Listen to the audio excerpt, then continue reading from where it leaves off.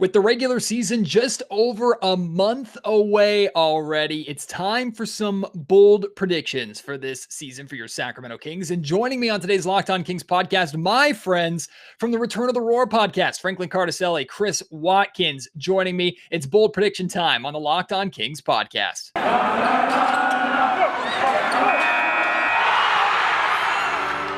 You are Locked On Kings, your daily Sacramento Kings podcast. Part of the Locked On Podcast Network, your team every day.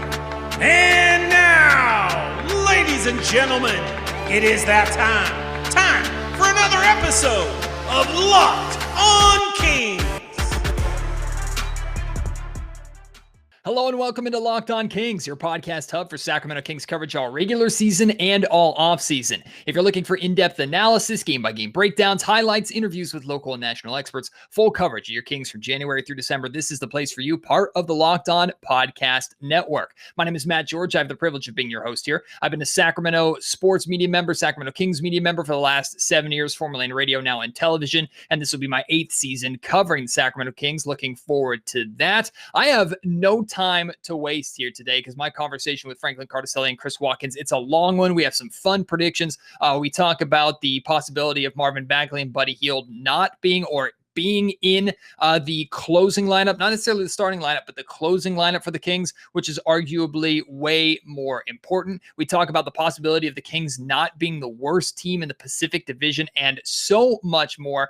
So I hope you will enjoy my conversation with Franklin Cartoscelli, Chris Watkins, a crossover with the Return of the Roar podcast. Bold prediction time here, Sacramento Kings podcast edition. Matt George from the Locked On Kings podcast, joined by Franklin Cartoscelli and Chris Watkins from the Return of the Roar podcast. And gentlemen, we are weeks away from the opening of training camp, just over a month away from the start of the season. I have absolutely loved this offseason schedule. I'm bummed out that we're kind of going back to a regular NBA schedule, although I'm not bummed out that we don't have to wait until around Christmas time to get Kings basketball. It's right over the horizon, and that means this time of the year is the time for us to whip out our crystal balls and look as deep as we can and try and figure out what in the world is going to happen, make these bold predictions that usually are dead by a month into the season. But hey, let's have some fun with it. How are you guys doing? Great, Matt. It's good to talk to you, man. Obviously we used to work with each other. We used to see each other pretty frequently. And this is definitely like the longest since like the start of COVID that we've gone without seeing you, man. So this is going to be a fun catch up at the least. Wait a minute. It's Big Daddy George. It's Dad George in the house. I was like, whoa, Frank. But I was like, it's actually Boogie George, but yes, it is. Dad, Boogie George, Matt. I mean, the dad duties. How are the dad duties going for you, my man? I don't know what's going to be easier, covering the Sacramento Kings this year or dad duties. And I'm guessing covering the Sacramento Kings are going to be. But hey, I'm looking forward to watching games with the little man at home. I'll try and make it out to games as much as possible. But I know you two are going to be in the arena for a lot of games, as you guys were last year when there was no crowd in attendance. So before we jump into these predictions, just the fact that even experiencing the California Classic, and even if it was just the lower bowl and the lower bowl being full, having a crowd in there was a massive difference because all three of us experienced what it was like for the Kings to play in an empty arena. And it's just not the same, especially for the Sacramento Kings atmosphere. But I'm most looking forward to, honestly, Tyrese Halliburton, Davion Mitchell, those who haven't gotten to experience it yet, getting the opportunity, because Tyrese got to experience it as a spectator at the California Classic, but now he's going to get to play in front of it. And some of the moments we got out of Tyrese at the start of last season would have made that place absolutely pop. So I hope he gets that pop very early this season. Mm-hmm. It's definitely a difference maker. It's something that I think last year, don't know if it would have translated to wins, but at least it would have made the losses feel a little better, just having those moments where the crowd's going nuts. The Tyrese Halliburton, he had a devastating crossover last year. I can't remember who it was against, but it was on like the top 10 crossovers on the NBA's top crossovers of the year. But last night, my sister went to a concert in the Bay Area and at Chase Center. She said that people were telling her it was the first, I think, full capacity event that the arena had since the pandemic. So yeah, Golden One Center, I'm assuming if things keep going the way they're going, opening night will be the first one the Kings have had in a year and a half, but it's definitely been missed. Mm-hmm. Yeah, I think Tyrese coming back. I mean, you said it, Matt. Like he's never experienced the Golden One Center crowd before, and I think he's even talked about how in the minimal taste that he's gotten, he can tell that it's going to be a crazy season. But I think Kings fans are always ready to show up and be loud. And yeah, come opening night, that place is going to be rocking. Because I mean, even you mentioned obviously last season there was no fans, and so watching the games it was dead quiet. And the one thing I did notice from the California Classic, Kings fans are ready for to watch basketball in person because that place was packed, and B, it was loud as hell even for a summer, like a pre-summer league. Like it's not even like official summer league; it's a pre-summer league. And people were just screaming through the roof. Me and Frankie saw a fight happen in front of us. Yeah. Like, people are ready to go. A preseason summer league game. Kings Lakers fans are brawling out in the streets of Sacramento. So it's let's get in a fight at Rucker Park because what is going on? Basketball. The world is healing. The world is healing. Yeah, Kings fans and Lakers fans are fighting again. But to be fair, too, not to undermine the volume at the California Classic, a lot of that volume came from the live DJ set that they did courtside. Man, that guy had everything cranked all the way up. Yeah. So, and I kind of like the look of that set. Obviously, it's not going to be there for the regular season because they knock out so many seats. But it was a cool look for the California Classic. But that being said, summer league basketball very different from regular season basketball. And I'll actually, speaking of Tyrese Halliburton, I'll kick off our bold predictions with one about Tyrese Halliburton because we saw his ability to space the floor, and he was a really good shooter in the fourth quarter, and that kind of slowed down a little bit as he started dealing with some injury issues in the middle towards the end of the season. So my honestly first bold prediction for Tyrese Halliburton this year is to become a 40+% three-point shooter. It's a big jump. It's a big step up, but with the amount of tension that I expect to be on De'Aaron Fox and wondering if he's going to be sharing the floor with Buddy Hield or not. The one thing I have said on the podcast before is if Tyrese could become a 40+% three-point shooter, that basically completely gets rid of any reason to have Buddy Hield. And I don't mean that disrespectfully to Buddy, but Buddy's ability, his elite shooting, that 40+% high volume three-point shooting that he provides the Kings, that's what got him paid, and that's what keeps him having a job here in Sacramento, despite his defense being shaky and not really having much of an all-around game other than his shot. If Tyrese or somebody takes over that 40+% three-point shooting, Buddy, I mean, we really don't need you here in Sacramento anymore from the Kings' perspective. So 40+% three-point shooter for Tyrese Halliburton. That's my first bold prediction. I like it, Matt. Because you know what's great about that too is it is bold because obviously 40% is nothing to wince at, but like it's not crazy. Like that is definitely something that you're not saying De'Aaron Fox or something. Like if you say De'Aaron Fox is going to shoot 40%, I'm like, well, Matt, we're definitely being bold here. I'm not saying it's going to happen, but I like that. I like that a lot, and I don't know if mine is as bold as yours, but it feels honestly, me thinking about it makes it feel like it is. I'm going to say Marvin Bagley plays at least 65 games this year, and I'm giving him a little bit of a cushion because we know why. For who? Yes. For who? His Marvin Bagley's career high in games for a season was his rookie season, playing 62. Even then, obviously, I remember his rookie year. It was not forgotten that he, or it was already talked about that he was picking up injuries at an alarming rate. But I think 65 is definitely a manageable amount of game, or a reasonable amount of games for him to play. I think that would still leave some questions about his health for sure, but I think it would be at least enough games to see like, okay, this is what this guy is. And, obviously it's a contract year for him. He's going to have to come out swinging from the gate. And I just think it's going to be really important for him to stay healthy, obviously, as it is every season. But I think this season he's not that he's going to tread lightly or anything, but I feel like he's really going to try and make a conscious effort to keep his body as healthy as possible.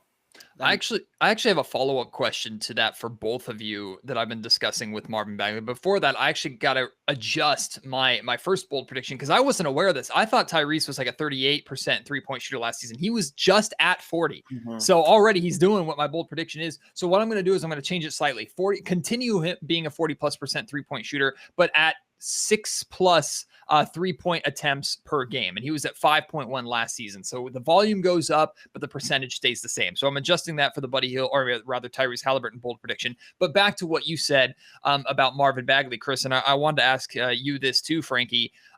Marvin needs to me, I understand Marvin might be the best option that the Kings have positionally at 4. I don't want Marvin Bagley anywhere close to that starting spot on opening night. I want him to earn that spot by coming in off the bench. I don't want to reward him for all the crap last year, even if none of it came from his mouth. Some of it did come from his Twitter fingers and his Twitter account, I guess. But I want him to earn that spot. I want him to prove that he can be reliable by staying healthy, and then the Kings can talk about reincorporating him into that starting lineup. That's where I'm at with him. I'm curious if you guys feel the same.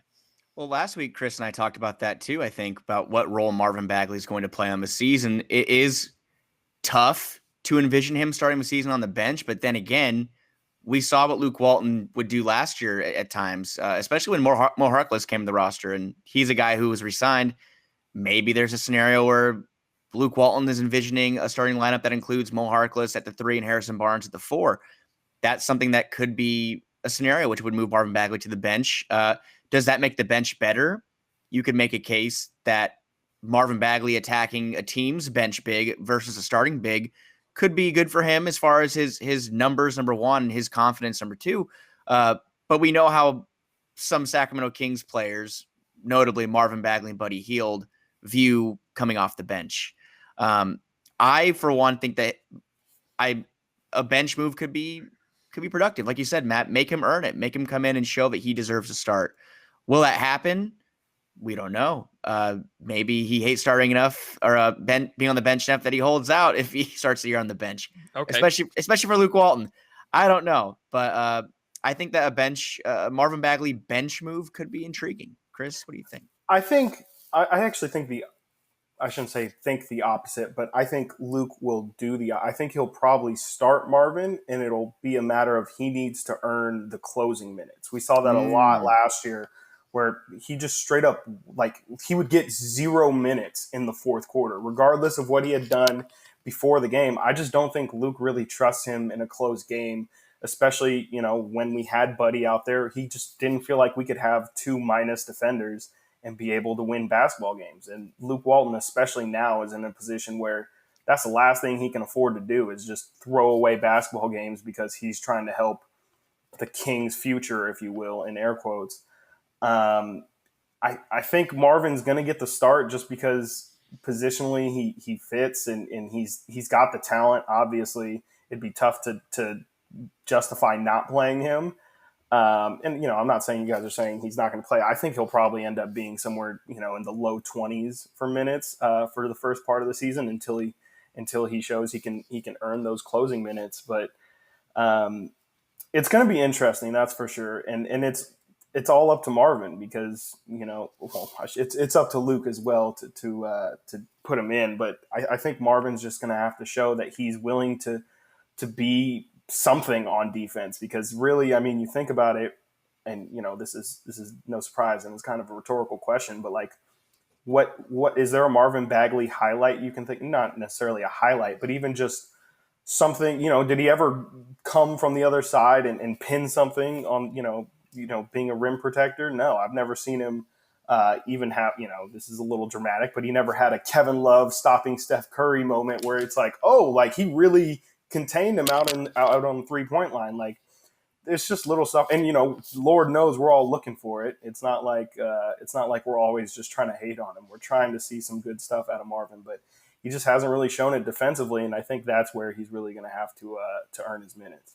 Today's Locked On Kings podcast is brought to you by Built Bar. Built Bar, the best tasting protein bar on the planet. The protein bar that tastes like a candy bar, covered in 100% chocolate. They have amazing flavors like coconut, raspberry, mint brownie, double chocolate, strawberry, orange, cookies and cream, and more. And all these bars are not only delicious, they're healthy for you. 17 to 18 grams of protein, calories ranging from 130 to 180, only 4 to 5 grams of sugar, and only 4 to 5 grams of net carbs. Amazing flavors, all tasty and all healthy. Go to built.com. Use promo code LOCKED15 for 15% off of your order. Again, it's promo code LOCKED15 for 15% off at built.com. And the Locked On Kings podcast is brought to you by Sweat Block, the antiperspirant wipes that work better than really anything out there. They're doctor created, doctor recommended. They work to up to 7 days per use. They have a dry shirt guarantee, meaning if Sweat Block doesn't keep you dry, you'll get your money back. They've been featured and tested on the Rachel Ray Show, used by firefighters.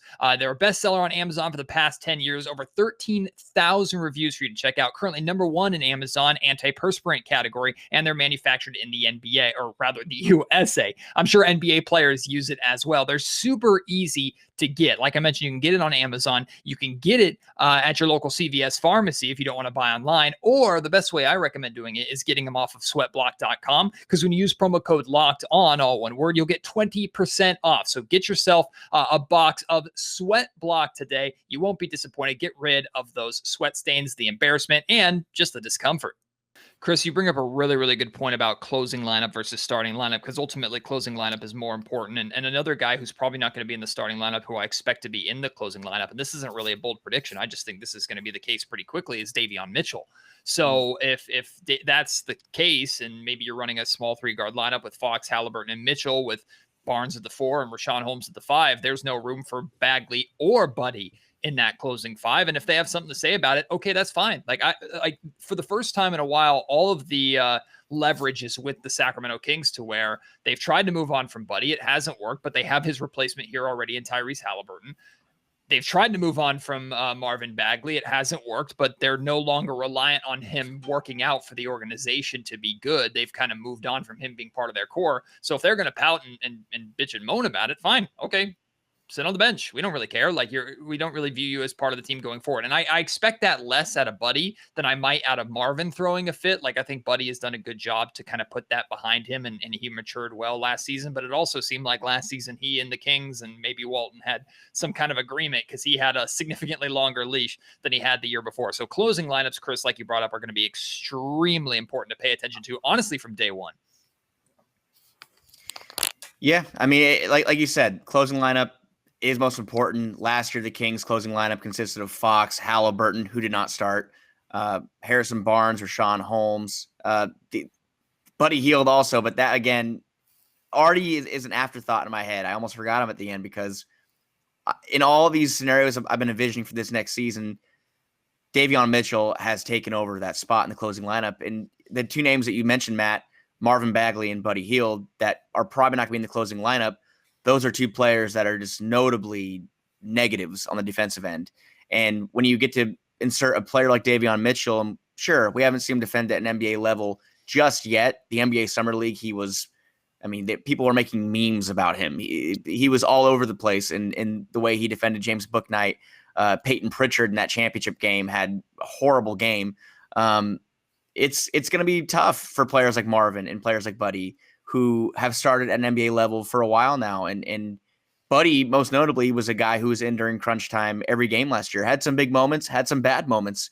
But when you have a player that's as defensively gifted and is as much of a difference maker on the defensive side, and at the end of games, you need stops. Unless you're down by 15 and you need buckets, yeah, maybe Buddy will be in. But Davion Mitchell, defense wins games late, and you can't really resonate putting him on the bench. You just can't. You need defense late. And Marvin Bagley, like Chris was saying, if he wants to be a player they can look to late, you got to play defense. And this is a year for Marvin where they just had a redraft for Bleacher Report. We've been seeing him all week. I know we saw De'Aaron Fox was redrafted below Lonzo Ball. We'll have to get to that in a little bit. But Marvin Bagley, I don't think he was even in the first round, or at least not the top 20. I don't know if I saw it. He wasn't a lottery pick.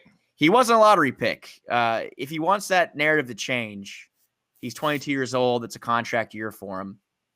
He's going to have to do more than just score 14-7 and play bad defense. He needs to put it together. Otherwise, being on the bench for the end of a game is going to be the last thing he needs to worry about. All right, Frank, you got a bold prediction for us to keep this going? Bold prediction. Bold prediction for next season. Number one, the Golden One Center Cookies will remain fire. They're just going to be great. On the basketball side, Richaun Holmes, second last year in field goal percentage in the NBA. He was below Rudy Gobert. Saw him force a little more at the end of the year. I think he was at 66%, ended at 63%. I think he gets it. I think he leads the league in field goal percentage. I think this is the one.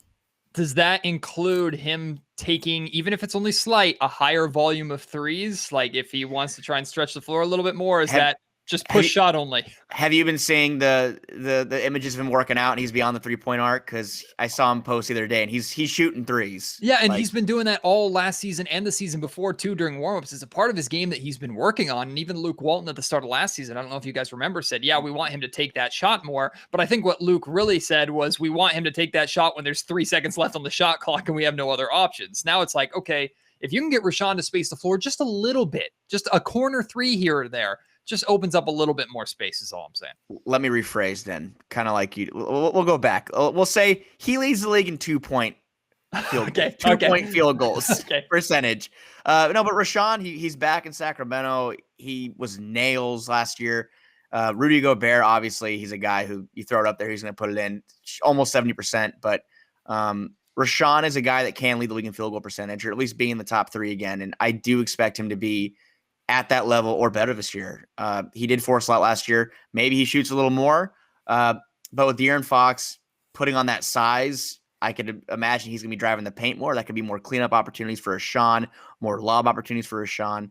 But he's a guy that for sure has the potential to lead the league in field goal percentage. Yeah, I mean, I can't really. I don't know. I can't say like, nah, Rudy Gobert, like he's going to be Rudy Gobert is going to be a problem because what Matt was kind of getting at there. Rudy's only taking shots at the rim. Like he really is only dunking it. We have seen Richaun start. I mean, even the push shot. We want to talk about extending range. That push shot's getting to the free throw line at this point. Like he's getting to the point where he might start taking some threes with the push shot. So. Hey, there's Matt getting some intel. Well, keep in mind the push shot. We got a look at this push shot a year after the scarring visions of Kosta Koufos's push shot. How they would fall. It was beautiful. It was beautiful, but he would it was more like a runner than it was a push shot. But yeah. I think we need to get some deep dive stats on what Kosta Koufos's final percentage was on that push shot because. You know what I also need to, this is probably a little bit of sports talk guy, but why doesn't Richaun Holmes teach his teammates that shot?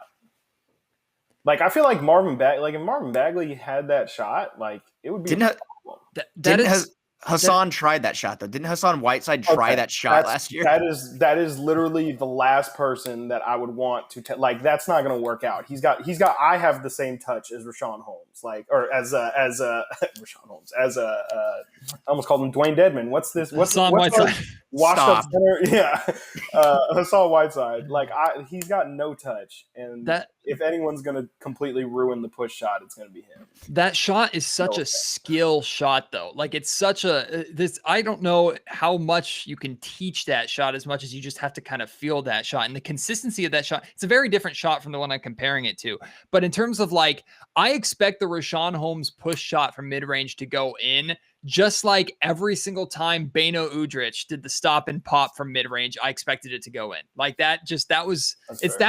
on that same level for me. I don't know if Beno could teach that stop and pop to too many people, but if he was to stop and pop from straight on 3-point range, you're like, oh crap, that's probably going to miss. But if he steps 2 feet inside or a foot inside the 3-point line, top of the key, it was in every single time for Beno. So I kind of attribute it on the same level with that push shot.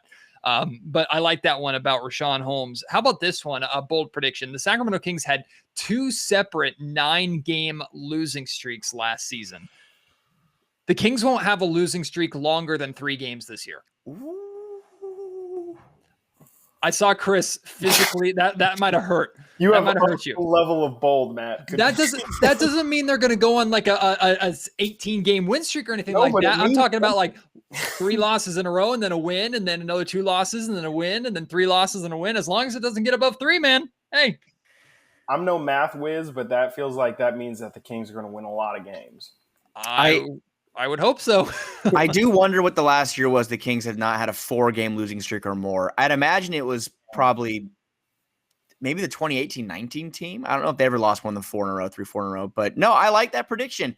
I like that prediction because that kind of brings me to, I mean, Matt, that would mean that they probably are going to be in the 10 seed range, though. Is that a bold prediction for later on? I guess we'll have to wait on that one. But no. Let's incorporate it right now because I expect the Kings to be in the play-in at the bare minimum. Like I expect them to be in the play-in. If they're not, it's a colossal failure. So I mean, the team has put that on themselves. It's only right for me to hold them to that expectation. And if they fail, then heads will roll at that point. So yeah, I'm right there with you, Frank. Yeah, the general read that I have too, and Chris, you can follow up on my prediction. And again, it was gonna be like a bold prediction of mine, but I don't even know if you can put bold on it. It's just that saying the Kings are gonna be in the play-in, meaning that they're gonna be the 10th best team in the Western Conference, shouldn't be a big deal. Right. The team I do think is improved from last year. Every other team has improved as well. But I do think they have the talent to get to the 10 seed. Chris is laughing. Chris, do you not agree with the 10 seed? No, it's not even the 10 seed. I was just looking at the Kings schedule, and I feel more than confident that they're going to go 0-4. Their first 4 games are at Portland, versus the Jazz, versus the Warriors, at Phoenix. Hey, Kings are winning 2 of those minimum. give them one. Just give them one. The Kings are beating Portland on opening night because Dame and the Blazers are in shambles, and they're beating the Warriors just because. We know Kings are a different team on opening night. They are. Are they? I don't know. They won last year. I was going to say with Tyrese Halliburton, they are. Can we play the Nuggets? If they're playing the Nuggets, they are. Oh, yeah. Last year it was Nuggets, Suns, Nuggets. It was, That was the Buddy Tip, and then they had the back-to-back against Phoenix. And they won one of them. And then, I remember how good I was. I was like, man, we split them with Phoenix. Like, it's like we're going to be raw. Bad, or we're a problem. The Kings are back. Neither were true. And Frankie, to what you were saying earlier, that 2018-19 team did have a 4-game losing streak, but that was their longest. And then they only had one 3-game losing streak other than that. So they did a pretty good job not losing too many in a row. But I don't want to even get remotely close to 9 again. Like I can't sit through another 9, 8, 7, 6, 5 is pushing it at this point. Like they've done enough losing streaks in the last season to forgive this year. It's crazy because you look back at last year's team, and I think the consensus that people will look back at last year's team and say, man, they were so bad. And yet somehow they still finished 31-41. And that was with 2 9-game losing streaks. And they still were 2 games out of the plan. 2 games. So I think you can literally point at even one of those 9-game losing streaks and say that kept you out of the postseason or out of the play-in at least. They had 2 of them. And they still finished 2 games out. So if you can avoid long losing streaks, which is why I like your prediction, Matt, and I hope it happens. I really hope it happens because if they do not lose more than 3 games in a row or 4 games in a row all year next year, they're probably going to be in the play-in or better. But that's the way that goes with good teams. You stop those skids. The Kings could not stop those skids, and they suffered for it. 18 games right there, 18 big ones, consecutive losses. So, I do like the prediction. That 18-19 team also was the best team the Kings have had in 12 years at the time. So let's take a step up. Yeah. My bold prediction is going to kind of spin off of, I pointed the wrong way, Matt's bold prediction.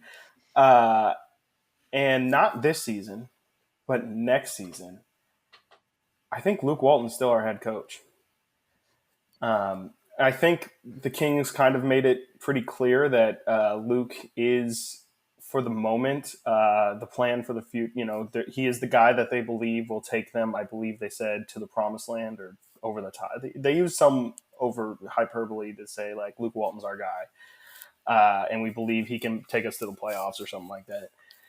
And, to Matt's point, I think – I keep doing it the wrong way. To Matt's point, if the Kings are going to be, if Luke Walton's going to stay, he's going to have to succeed. And I think this is the year that Monty is feeling pressure, even though it's only his second year with the team. I think he's going to feel the pressure to win. Luke obviously feels the pressure to win.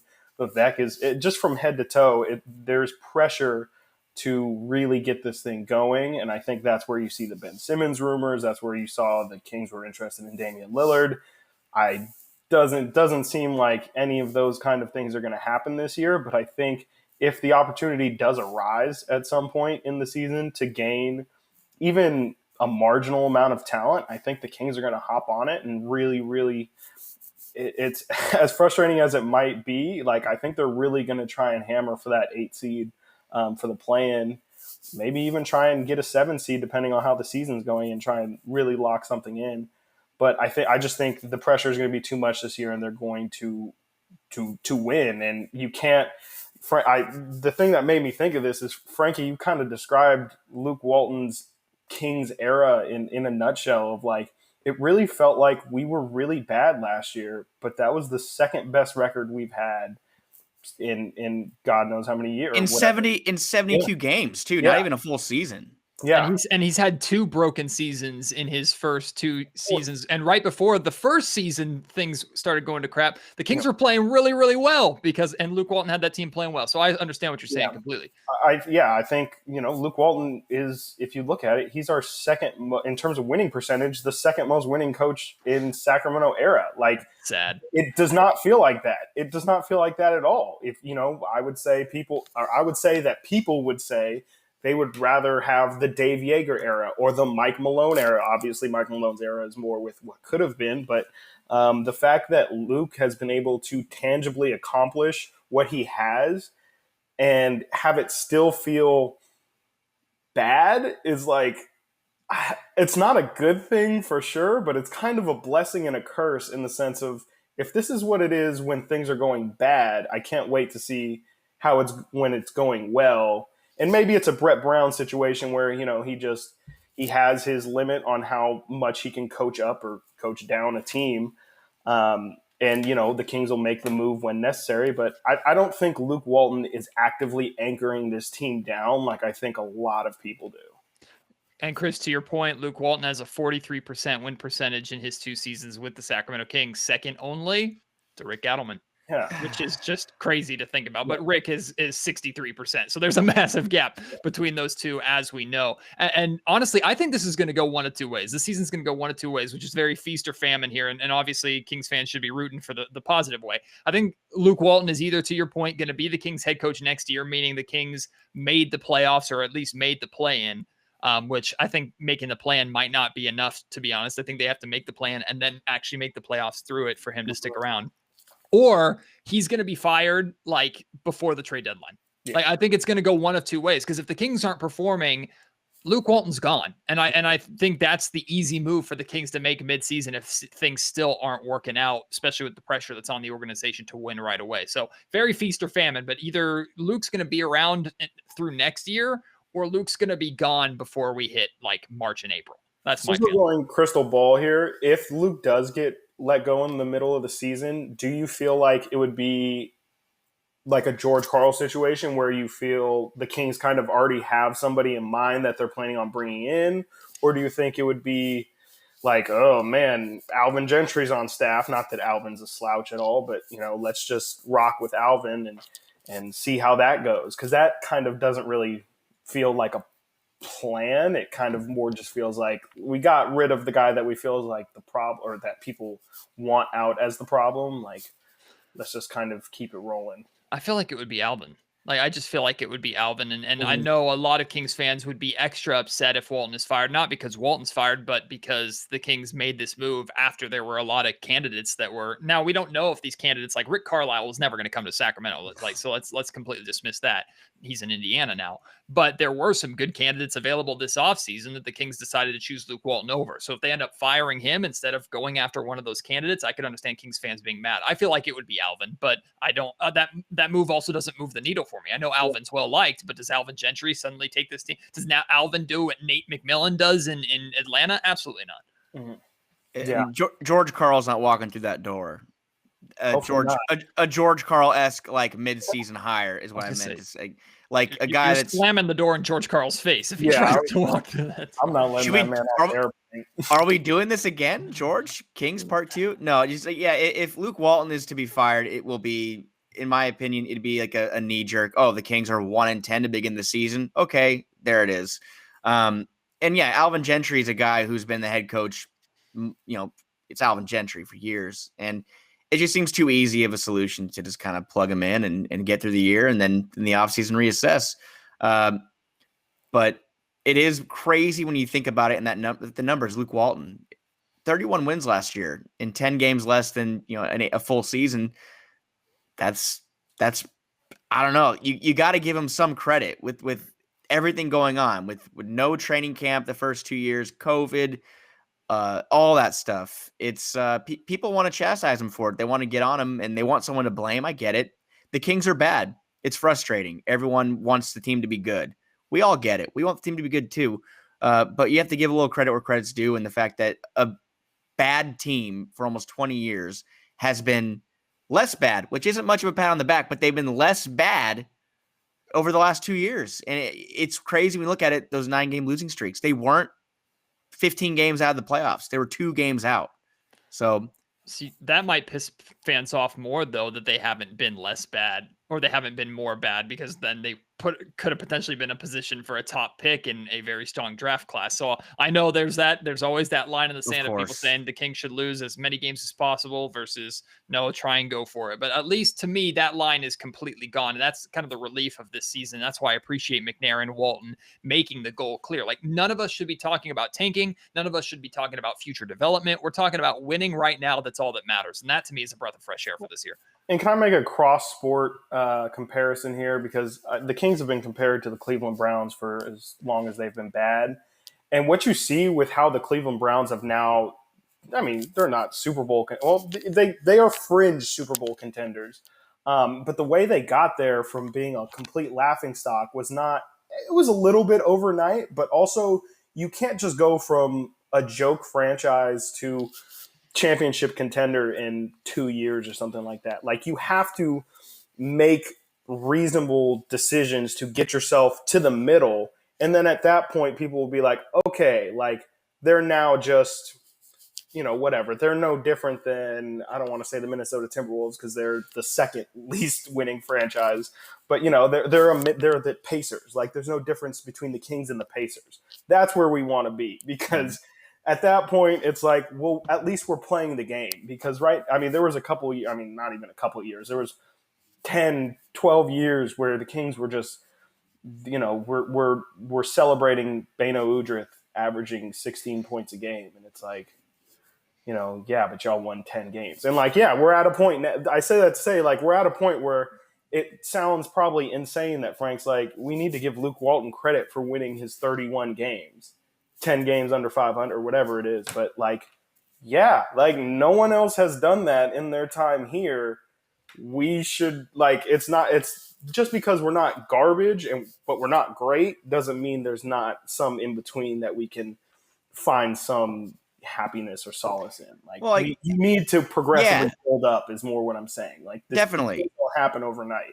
And even if it is something like, it sucks to say, but like, if De'Aaron Fox is what gets us to this point, but then trading De'Aaron Fox is what gets us to this point, like, you can't have this without that previous point happening.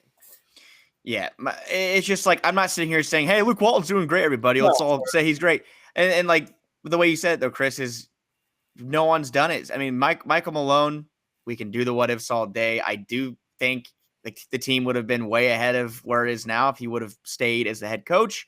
He didn't. Others have come and failed.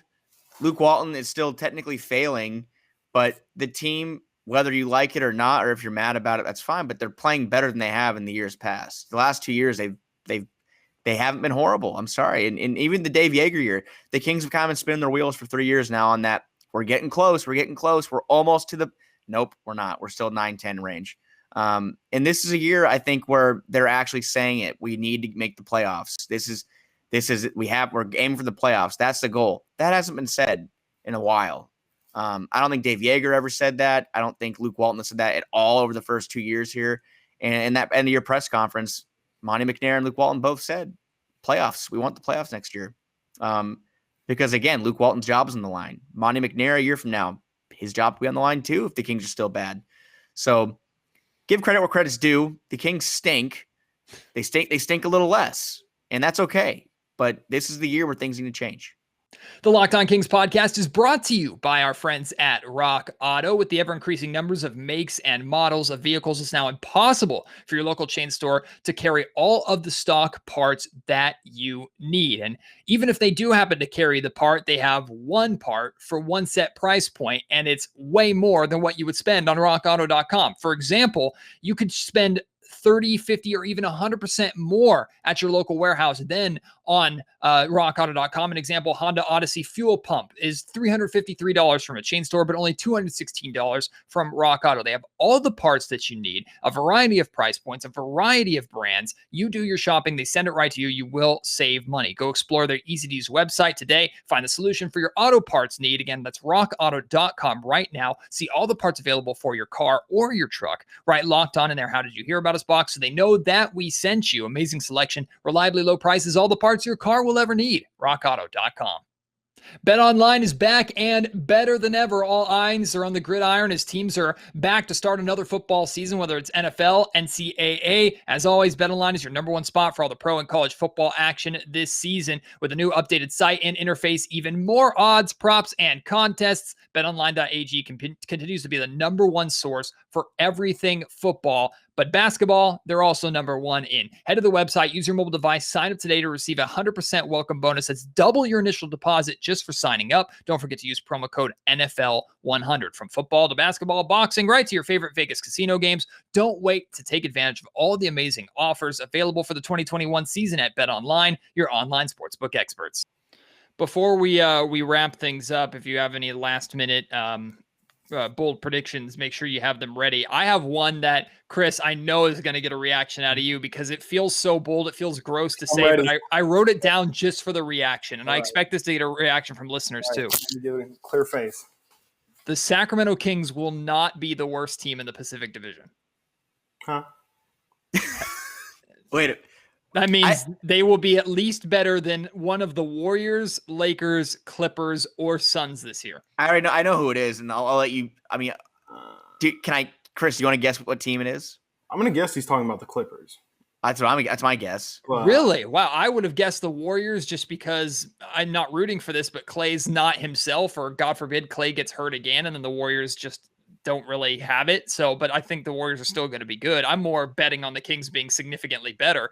You have the Clippers dropping off that serious. That's like what, injuries, man? No Kawhi. Not no Kawhi. Yeah, Paul George running the show. I just don't. I mean, I'm not entirely certain how well that'll go, but I still would. If I had to guess, I would say that they'll still. Well, maybe. I mean, that would probably be the team. I can't say the people who just made the NBA Finals, even though, if I'm probably being honest, that's probably who I would go with. I can't say the Lakers because obviously they, with the amount of talent that they have, regardless how old they are. Matt, how about you go ahead and finish your point before I? No, that was literally. I mean, honestly, too, the Kings could be a 500 team or right around 500 team and still be the worst in the Pacific Division with how stacked this division is. So it just like, to me, I think it's the Golden State Warriors or the Los Angeles Clippers, to your guys' point. But the Suns are going to be at the top, and the Lakers are just the Lakers. They have LeBron. There's no way that team's going to be bad unless all those old men hurt themselves. Like that. That's literally the only way I can see the Lakers being absolutely terrible. So, but I still don't think the Kings are going to be the best team in the Pacific Division, or anything but the worst team in the Pacific Division. Yeah, all 5 Pacific Division teams might make the playoffs. Like there's a very good chance of that, with the Kings being the outlier. I have to say that I don't know. Like last year with the Kawhi factor and everything, there isn't a team. Probably the Suns still that I look at and I'm like, oh, the Kings play them tonight. That sucks because like the Lakers, the Kings beat the Lakers at full strength last year. The Lakers are still a good team, but they're kind of older this year. Yeah. Russell Westbrook, we'll see how that works out. Anthony Davis is in and out of the court. I mean, you look at the Clippers, they're going to probably be a step slower without Kawhi Leonard for a whole season. No, Matt, I agree with that. I think Chris and I have talked about that too. I think we last week looking at the top 10 teams in the West and looking at who could fall out. And I think we said the Clippers were going to be in that Lakers range next year where they fall either at least not out of the playoffs. They're at least going to fall into the play-in, which would be the 7, 8, 9, 10 range, kind of where LeBron and the Lakers fell last year and had to fight for their lives. But Golden State, like you said too, they're such a question mark. They had kind of a spurt at the end of the year last year where people were saying, oh, here come the Warriors. They're going to make the playoffs as an 8 seed and they're going to make things happen. Nope. They lost. They were a 7 seed, I think, weren't they? No, they're the 8 seed and they beat the Lakers. Anyways, people out there going to get in and make some noise. Steph Curry was being Steph of the old. And now you look at Klay Thompson, who's coming back. He hasn't played basketball in 2 years. Draymond Green, I don't know if he moves the needle as a guy who's going to make differences. James Wiseman, those young guys they have, Jonathan Kuminga, Moses Moody, what role do they play? The Kings have probably the second youngest team in the Pacific Division. They can run with the best of them. I'm with you, Matt. I think the Kings, they won't be cellar dwellers this year. They'll be hopping out. The thing that I like about your prediction, again, Matt, is it just takes one team to be worse than the Kings. Just one, please. Just one. It takes the Clippers. I'm looking at the Warriors here, and no one likes to hate on the Warriors as much as I do. But last year, they were just not talented. Last year, the Warriors were just bad. They didn't have talent. I think this year they got a lot better. They picked up Bielitsa, which we know what a sneaky signing that could be. They got all their rookies, Moody and Kuminga. James Wiseman's going to be a year older. They signed Iguodala. I don't think Iguodala is going to play much. Jordan Poole showed a little bit of something at the end. I just think they're a little bit deeper than they were last year in the sense of, Steph Curry comes off the court and they can actually kind of hold their own a little. Also, Kelly Oubre was their big signing that they were hoping to get something out of last year and legitimately could not have gotten anything less out of him. I just think the Warriors are going to be pretty good. But in terms of the Pacific Division, the Clippers are probably the one that you're going to have to hold out for maybe being worse than the Kings. Phoenix, I think there's potential for them to slide. I mean, Chris Paul is another year older. It's probably going to put a lot more pressure on Devin Booker and DeAndre Ayton. No one's going to be giving them benefit of the doubt anymore. That'll be interesting to see. I don't know. Also, obviously we all deal with injuries, but, if Chris Paul at 38, 37 goes out for 3 weeks, what happens to that team? Campaign time. Boy, worked out in the playoffs. Oh boy. Yeah. No, I agree. I like the prediction. Like I said, it only takes one. So I think the theme of what we've been talking about the last little bit is the Kings are going to be better than people think. Is that what we all can agree? Do we think the Kings are going to be better than we all anticipate? Because what are our feelings right now? Really, do we think they're going to, a month or two ago, I thought they were going to be bad. And then they made some moves. And now I'm like, hey, Alex Len, Mo Harkless, Davion Mitchell, the team's better than last year. Are we all kind of in agreement? To me, it's always been this team needs to be better. I don't think they made enough moves to say, oh, they absolutely should be in the playoff conversation. But I think they've made enough moves to say they have the talent to outperform expectation. I think that's where I'm at. They have enough talent. That's not the excuse anymore compared to what the bench was at the start of last season. That's not an excuse anymore. You might have to play up and play a little better than people are expecting of you. But if that means De'Aaron Fox taking that next step, Tyrese Halliburton avoiding a sophomore slump, Rashawn Holmes playing to the level of his contract, Harrison Barnes continuing to play well, Buddy Hield being a sharpshooter off the bench. If that's what it takes, that's what needs to happen for this Kings team. That's where I'm at. Mm-hmm. Yeah, I think they're just more talented. I think they have more depth. Obviously, we've talked about it all summer. They've last season they came in with Glenn. I think I've used this example plenty of times, but Glenn Robinson III was we were hoping he would get significant minutes at the backup 3, and then he was released within 2 weeks or something like that. So, the team is clearly more deep than they were last year. To have Buddy Hield coming off the bench, if Marvin's going to come off the bench, those are those are hand for hand some of the best bench players in the league. If the Kings are going to have that, they're just going to be a better, well-rounded team. The problem, determined to see if it's a problem. But is their top end talent good enough? Is De'Aaron Fox going to make a leap? Is he still going to be 25, 7 and 4 or whatever he was?